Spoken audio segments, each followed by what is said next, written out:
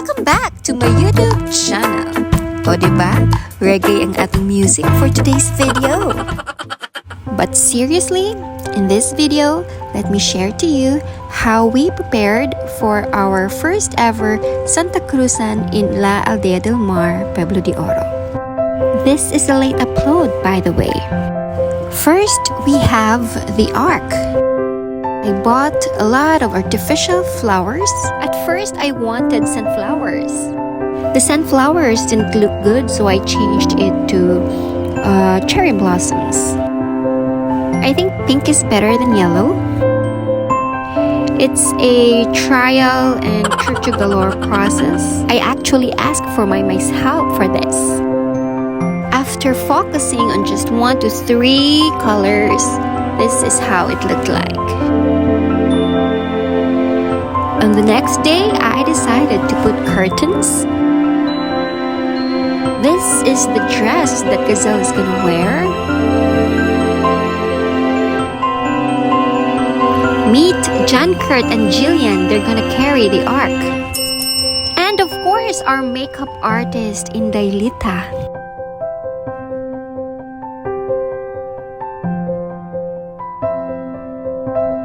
2 hours before the event, Vera wanted to put wings, and this is how it beautifully looked like. Hey Zai, one of our angels. And of course, Sabrina Gathering is also an angel. Hello guys, looking good.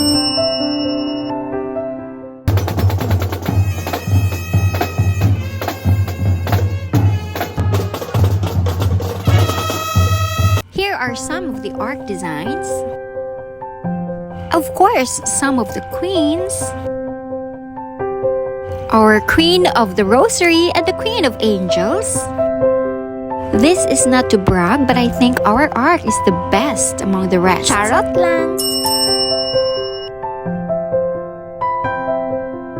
I would like to thank Ate Evelyn and Kuya, by the way, for making our ark frame. Thank you also to Jao and Marian for the support.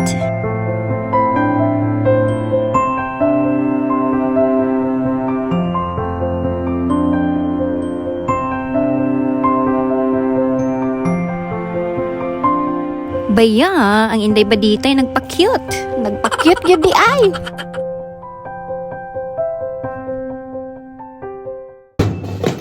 And in this part of our video, let me share to you the entire parade and procession.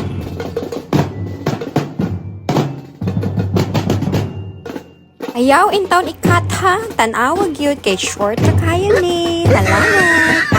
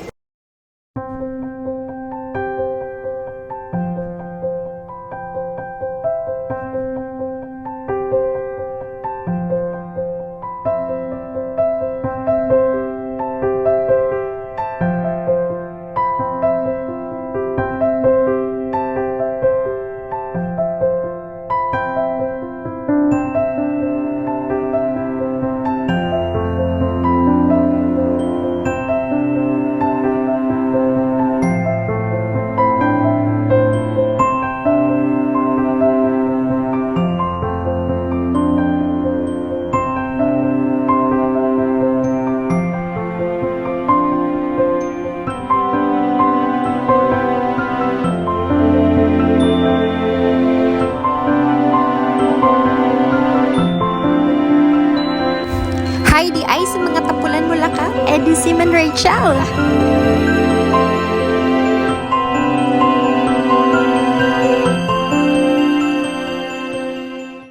So right after the parade, the kids get to play.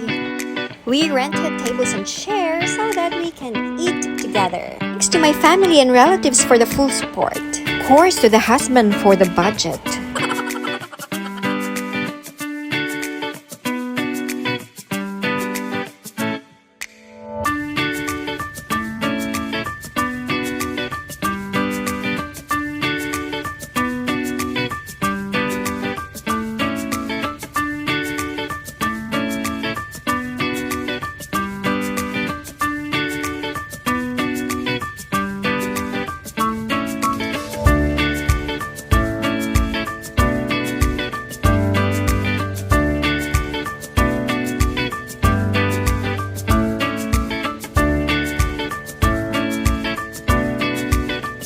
Ikapoy na ang baby love. Unya, mo-apil pa ta next year. No na, oy. Sa uban na pod. Thank you so much for watching. Like and subscribe.